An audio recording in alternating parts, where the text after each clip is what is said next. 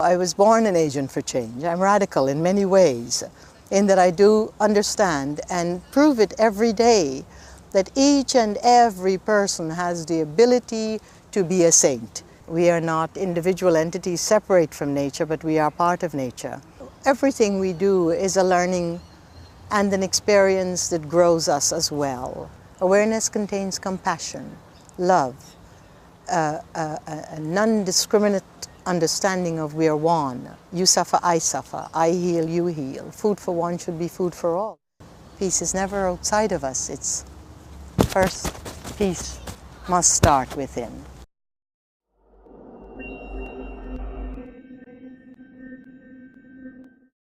I've had incredible teachers in my life, spiritual teachers as well as other teachers, and have always been guided.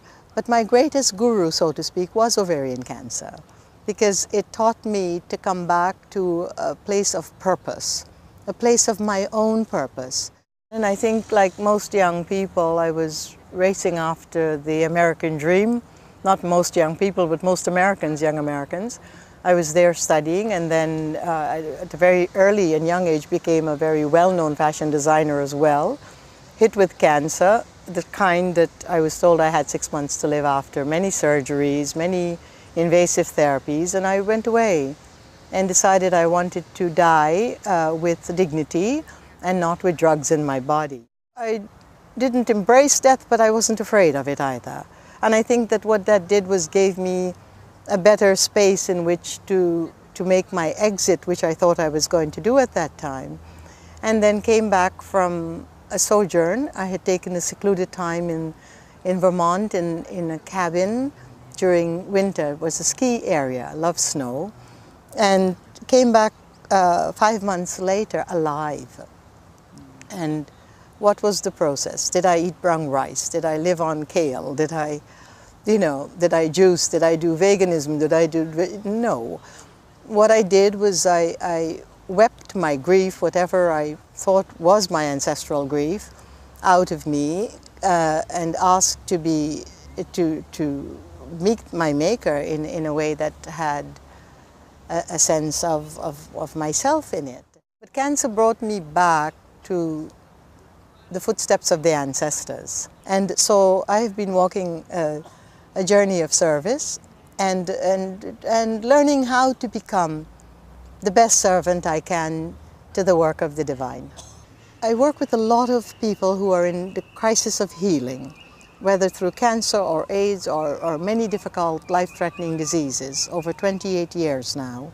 So we look at the perishable body that's dying every moment, and we look at our own infinite and infallible divine nature. This work gets us very quickly to our infallible divine nature, so that we use the higher mind, so to speak, as the lens through which we look at our everyday challenges in life. Each and every person has the ability to be a saint. Saint meaning the way of peace, the way of harmony inside. What is a saint? Someone who wears robes or who is out there preaching? Not necessarily. A saint is a person who understands their inner harmony, who understands that the greatest gift we have in our human life, no matter what our ancestries were about and what our privileges or non-privileges are, that the gift is our preservation of inner peace. We're not only part of nature, we are the absolute divine essence of everything. I mean, we are divinity, not altogether alone, but individually as well. And what is the most significant awareness the human person has that bonds us together, that makes us a family, that we can truly say we are one, not only in the multiples of all of us and all of our diversities and tradition, but because spirit is one, that's for sure. Most people forget that. But how can we even say we are one with all of the multiples? What is the stuff that binds us together? What is the content of awareness that is the most thriving force in the human species? Harmony.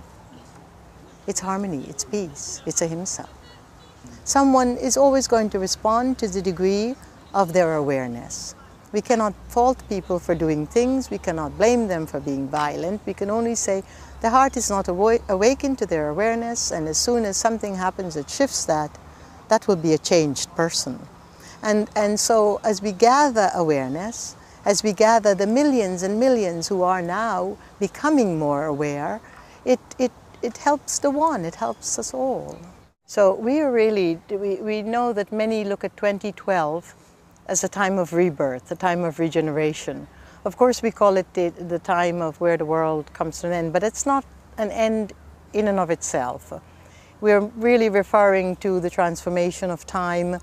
In the Vedas, my traditional culture is Hinduism, and in the Vedas we look at this yuga as the time of Kali Yuga.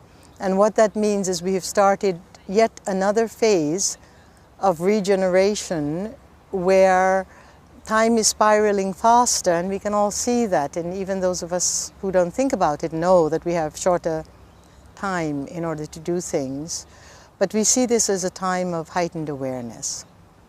Mother Nature herself is lashing out, breaking down, but what we do have to be aware of is that we will see a prescient degree of death and destruction and disaster in this time. It is part and parcel of the rebirth of our world. And what remains and what will happen through that is a development of awareness as well. The awareness of compassion, of community, of collective thought, of which thought. Are we being led by the mind and the senses, which are the false, which are so perception-based reporters? Or are we being led by the greater gift of each of our individual self, which is our awareness? And how do we get to that awareness?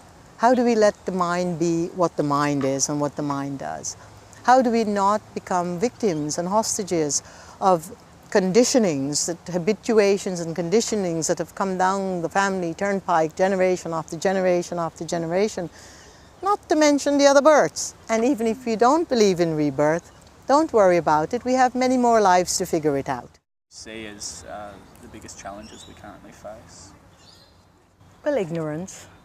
Ignorance of our pure nature, of our nature.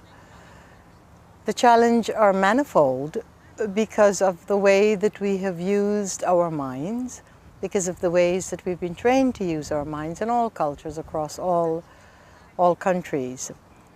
What is happening today, though, that's shifting that and making it an easier terrain for awareness to come to the fore, is that a lot of the bankrupt structures of how we rule, how we control, how we manage our societies and our environment is by the mere nature of its dysfunction falling apart. What made us separate from Mother Nature? What gave us the understanding and idea that we are individuals apart from anything else for that matter? We don't need to stand there and fight for justice, because the word fight for justice is an antithesis to justice. We don't need to go and be violent in order to get peace, because the word violence and the action of violence begets violence. We don't need to run in a general mass like a bunch of people without minds and follow something that is the collective vibe of mass mentality any longer, because we are the individual light. Because each one of us have an incredible, huge amount of awareness. And why don't we need to do all these things anymore? Why is there all of a sudden the pressure is off? We don't need to do it. Because the time has changed. Peace is never outside of us. It's first, peace must start within. And each of us have to find that way to do it. And the way is simple. In my own tradition, it is the way of absolute surrender to the divine energy that I am and that you are. It says Namaste, means I bow to that which is divine in you, because that which is divine in you is divine in me. And so, Namaste, and Namaste to all.